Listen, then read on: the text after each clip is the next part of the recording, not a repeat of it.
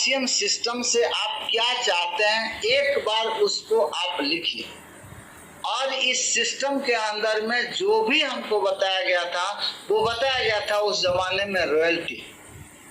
मुझे याद है कि 2003 में जब एक शिक्षक की बहाली हुई थी, उस समय में उसकी 1500 रुपया महीने की इनकम थी। और यहाँ पर हमें बताया गया था कि अगर आप रॉयल्टी अचीवर बनते हैं तो रॉयल्टी अचीवर जैसे बनते हैं तो 25,000 रुपया महीना आपके घर में आने लगेंगे। आज भी यहाँ पर जितने भी लोग हैं, एक बात मैं आपको खुले मन से कहना चाहूंगा, ये रॉयल्टी जो होती है ना, रॉयल्टी के लिए अगर हम काम करते हैं, अगर हमारा गोल बनता है रॉयल्टी, जहां पर 25 से आज तो 25 से 30,000 रुपया महीना आता है। एक चीज हमें बताया गया कि जिंदगी में जो भी काम आप करते हैं, हर काम के अंदर में समस्या है। क्या जो खेती करते हैं उसमें समस्या नहीं आती है? अगर दुकान करते हैं कोई तो दुकानदारी में समस्या नहीं आती है? अगर कोई नौकरी करते हैं तो क्या नौकरी में समस्या नहीं आती है? कोई ठेकेदारी करते हैं तो क्या उस ठेकेदारी के अंदर में समस्या नहीं आती है? कोई अगर नेतागिरी करते हैं तो क्या उस राजनेतागिरी में समस्या नहीं आती है? दोस्तों, इस दुनिया में जो भी काम करेंगे उस काम के अंदर में समस्या आती है। इसी तरीका से जब हम आरसीएम शुरुआत करते हैं तो यहाँ भी समस्या आती है, लेकिन दुनिया के और काम में और आरसीएम के अंदर में एक बात का फर्क है, और वो फर्क ये है कि दुनिया में आप जो भी काम करेंगे, जब तक काम करेंगे तब तक समस्या रहेगी, लेकिन आरसीएम के अंदर में ये चंद दिनों का समस्या होता है। यहाँ समस्या आपको कब तक रहती है? जब तक आप रॉयल्टी अचीवर नहीं बन जाते हैं। जब तक आप रॉयल्टी अचीवर नहीं बनते हैं, 25 से 30,000 रुपया महीना नहीं आती है, तब तक आपके जीवन में यहाँ पर आरसीएम के अंदर में समस्या रहती है। आप जरा सोच करके देखिए, आप हर काम करते हुए अगर आरसीएम से जिस दिन 25 से 30,000 आने लगेंगे, क्या आपके पास समस्या रहेंगे? तो आपका जवाब होगा नहीं, समस्या तो नहीं रहेंगे। फिर आपके अंदर आपसे हम ये कहते हैं कि जब आपको समस्या नहीं रहेगा तो फिर आप लगन से, तेजी से आरसीएम का काम करेंगे कि नहीं करेंगे? तो जब आप तेजी से, लगन से काम करेंगे, विश्वास के साथ काम करेंगे, सफलता के साथ काम करेंगे, तो आपके घर में टेक्निकल आएगा, आपके टीम में रॉयल्टी आएगा, आप टेक्निकल अचीवर बनेंगे। अब एक बात बताए, यदि 25 से 30,000 में आपके पास समस्या नहीं है तो क्या 50,000 आएंगे तो समस्या रहेगा? और तेजी से काम करेंगे, एमरल्ड बनेंगे, 1 लाख रुपया महीना आएगा, तब समस्या रहेगा? स्टार एमरल्ड बनेंगे, 2.5 लाख रुपया महीना आएगा, तब आपके सामने में समस्या रहेगा? तो दोस्त, एक बात हमको ये समझ में आया कि दुनिया में जो भी काम करेंगे, जब तक काम करेंगे तब तक समस्या रहेगा, लेकिन आरसीएम एक ऐसा चीज है, एक ऐसा प्लेटफॉर्म है जो आप बस चंद दिनों तक आपके पास समस्या रहेगा। कब तक समस्या रहेगा? जब तक आप रॉयल्टी अचीवर नहीं बने। तो दोस्त, सबसे पहले मैंने गोल बनाया कि मुझे रॉयल्टी अचीवर बनना है। आप भी गोल बनाइए कि कब आपको रॉयल्टी अचीवर बनना है, रॉयल्टी का आप गोल बनाइए। और दूसरी बात हमको बताया गया कि आप अपने गोल के ऊपर में फोकस करिए, लोगों को बताइए कि मैं आरसीएम से रॉयल्टी अचीवर बनना चाहता हूं, और डेट के साथ बताइए, डेट लिखिए। बीसी सर अक्सर एक बात कहते हैं कि जब आप डेट लिखते हैं ना, यदि शादी का कार्ड होता है तो सबसे पहले क्या लोग देखते हैं? लोग डेट देखते हैं, और जिसके लिफाफा पर, शादी के कार्ड पर डेट लिख गया, उसी डेट को वहां पर उसकी शादी होती है। जिस जगह का नाम है उसी जगह पर शादी होती है, और जिस लड़की का नाम लिखा हुआ है उसी लड़की के साथ शादी होती है। तो बड़ा इंपॉर्टेंट है कि रॉयल्टी अचीवर का आप आपको डेट लिखना है कि किस महीना को, किस साल को, किस डेट को आप रॉयल्टी अचीवर बनना चाहते हैं। सबसे पहले आपको ये रॉयल्टी अचीव वो डेट लिखना पड़ता है, और जैसे ही डेट लिखते हैं उसके ऊपर में आपको फोकस करना है। बस एक बात हमको कहा गया था कि रॉयल्टी अचीवर बनने के लिए क्या करना पड़ेगा, और बड़े ही आसान शब्दों में कहा गया था कि रॉयल्टी अचीवर बनने के लिए सबसे पहले अपने आप को रॉयल्टी अचीवर मान लीजिए। अपने आप को रॉयल्टी अचीवर मान लीजिए। रॉयल्टी अचीवर कैसे दिखता है, दिखना शुरू कर दीजिए।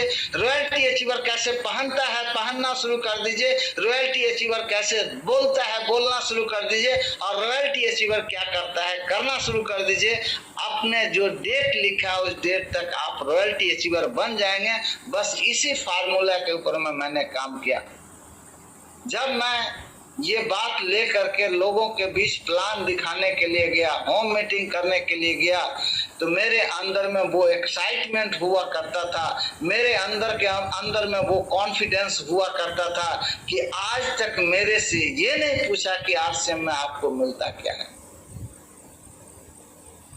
मेरे आंखों में लोग देखते थे और वो मेरी बातों से इतने प्रभावित होते थे, उसको लगता था कि अगर गलती से इनकम पूछ देंगे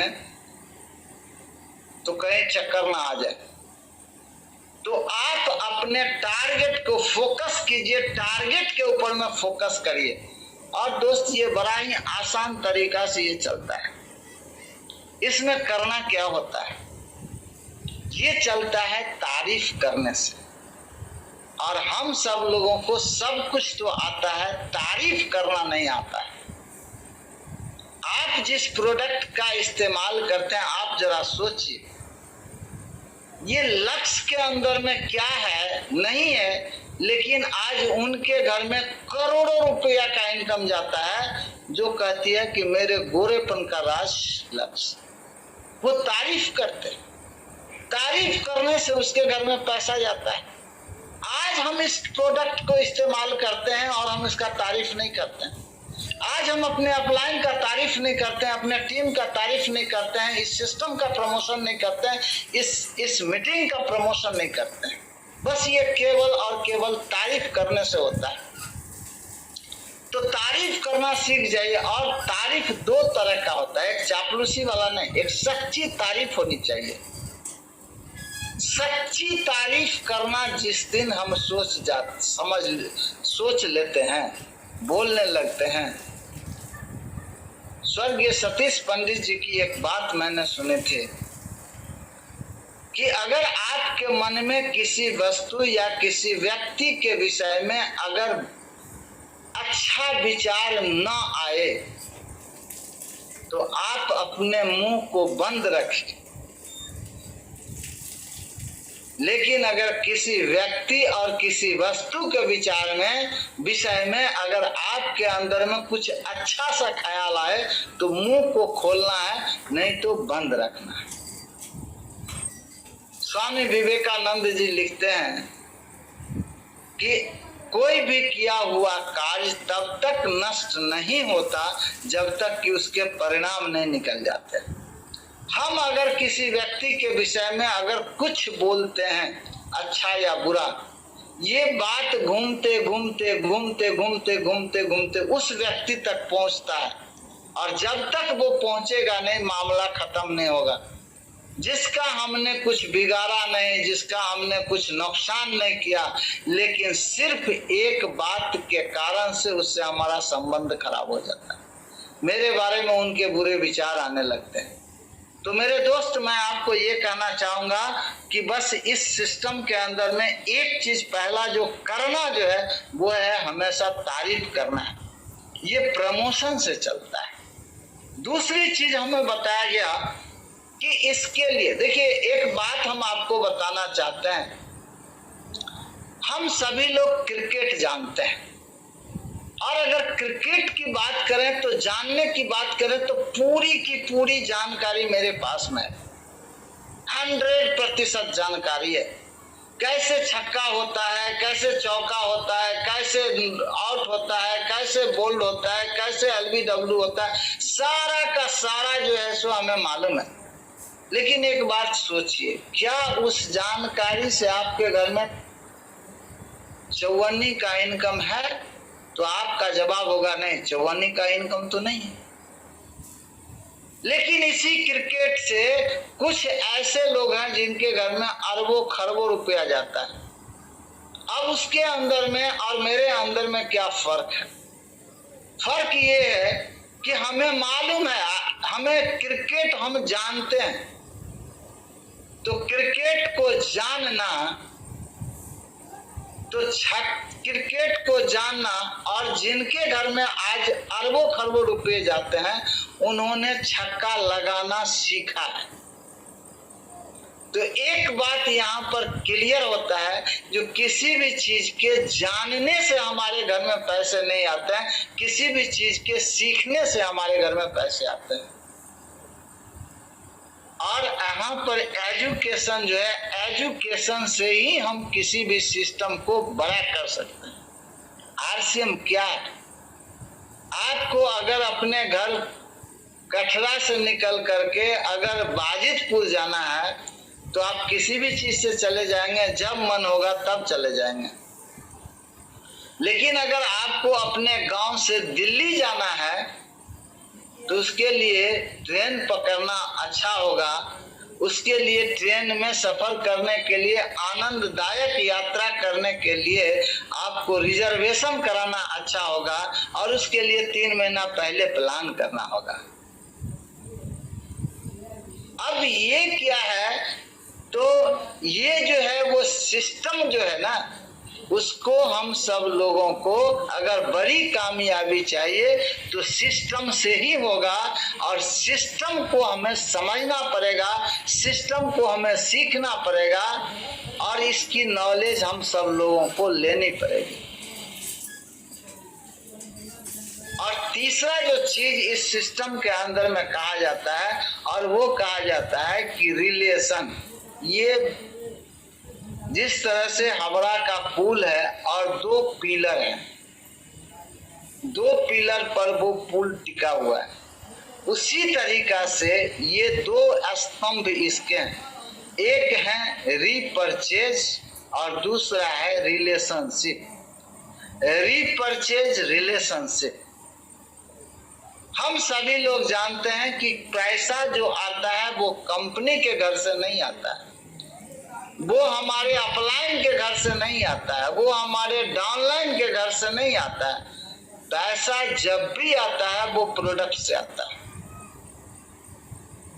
तो ये रीपरचेज, और दूसरी बात होती है रिलेशनशिप। एक अच्छा संबंध, एक मजबूत संबंध। सतीश पंडित जी कहते हैं कि जो आपको पसंद करेंगे वो आपके काम को भी पसंद करेंगे। एक मजबूत रिश्ता हमें बनाना है, और उस रिश्ता को बनाने के लिए अगर आप चाहते हैं कि आपके घर में बड़ी बड़ी पीने आई, तो आपको रिश्ता बनाना पड़ेगा, आपको रिश्ता मजबूत करना पड़ेगा। और उस रिश्ता को बनाने के लिए आपको अपना हाथ पहले आगे बढ़ाना होगा। आगे होकर के आपको अपना फोन उठाना पड़ेगा, आगे होकर आपको जय आरसीएम कहना पड़ेगा। और रिश्ता बनाने के लिए छोटी छोटी बात को अगर हम पकड़ के बैठेंगे तो हम बड़ी रिश्ता नहीं बना सकते हैं, मजबूत रिश्ता नहीं बना सकते हैं। और इसीलिए कहा जाता है कि हमारे अंदर में वो जो भाव होनी चाहिए, वो माफ करने की भाव होनी चाहिए, क्षमा करने की भाव होनी चाहिए। जब हम बैठते हैं, ध्यान करने के लिए बैठते हैं, उन सभी लोगों को याद करिए और उसका प्रेम का संदेश अगर हम भेजते हैं, सबके लिए अगर हम मंगल कामना के लिए भेजते हैं, सबके लिए हम अगर प्रेम भेजते हैं, जो हमारे लिए अच्छा सोचता है, जो हमारे लिए बुरा सोचता है, जो मेरे से बात नहीं करना चाहता है, उससे भी अगर उसका भी अगर हम याद करते हैं और याद करके यदि उसके पास हम प्रेम का संदेश भेजते हैं, प्रेम का संदेश भेजते हैं, तो एक न एक दिन रिश्ता मजबूत होगा। एक न एक दिन उसका फोन उठेगा, एक न एक दिन वो अच्छे तरीका से आपसे बात करेगा। तो जो लोग इस संसार के अंदर में जो रिलेशन को समझते हैं, आप अगर घर में अच्छी वातावरण बनाना चाहते हैं तो आपको रिश्ता तो बनाना पड़ेगा। हर छोटी छोटी बात पर अगर आपके अंदर में गुस्सा आएगा, हर छोटी छोटी बात को अगर आप जवाब देंगे, हर छोटी छोटी बात पर लोगों का सुधार करेंगे। अभी का एक घटना है, चूंकि गलती मैं अपनी मानता हूं। जब चाय पी करके रखे थे, कुछ लालू जी सब आए थे, चाय पी के रखे थे, तो दूसरे जगह जो मैंने पी करके रखा था, तो मैंने ही कहा कि देखो कप को अगर बचाना है तो जैसे ही लोग चाय पीते हैं उसको उठा कर रखो। और उधर से हम इधर आए और दरवाजे पर था, टेबल के ऊपर में वो कप, 3 कप रखा हुआ था, और हमारा पोता है और वो गया एक कप को तोड़ दिया। बस उसके तरफ सिर्फ देखे, कुछ उसको बोले नहीं, और मुझे लगता है कि उसको महसूस हुआ कि हमसे गलती हुई है। बिना कुछ कहे सामने वाले को एहसास हो गया कि मैंने कुछ गलती किया। लेकिन अगर उसके ऊपर में अगर उसको हम कुछ ज्ञान देते, कुछ डांटते, तो कब टूटने का एहसास नहीं होता। मेरा जो शब्द होता, उस वक्त उस शब्द के लिए मेरे प्रति उसके अंदर नफरत है। एकदम सिंपल बात है यार। हर आदमी को किसी के हल्के, इस दुनिया में कौन ऐसा है जिससे गलती नहीं होता है। अगर आपसे जब गलती होती है, कोई आपको यदि उंगली करता है, क्या आपको अच्छा लगता है? अगर आपको अच्छा नहीं लगता है तो आप जिसको समझाते हैं उसको भी अच्छा नहीं लगता है। और गलती ही एक ऐसा चीज है कि हर आदमी से होती है, क्या हमसे नहीं होती है, क्या आपसे नहीं होती है। और हर चीज में यदि हम अपना गलती देखेंगे और अपना सुधार करेंगे, हम अपना गलती देखेंगे, उस गलती को अगर हम सुधार करते जाएंगे, तो निश्चित रूप से हमारा जीवन जो है वो बहुत हल्का हो जाएगा। हम बहुत सारी लोगों को भार लेकर के चलते हैं। अरे उसने मुझे देखा नहीं, अरे उसने मुझे, मैंने आरसीएम कहा, वो आरसीएम नहीं कहा, अरे उसकी बात ये हमको अच्छी नहीं लगी। इतनी सारी चीज, दूसरे का चीज ले करके अगर आप चलेंगे तो क्या आपको लगता है कि चोटी तक आप पहुंचने वाले हैं? तो दोस्त, जिंदगी में एक बात समझिए कि आपको रिश्ता बनाना है।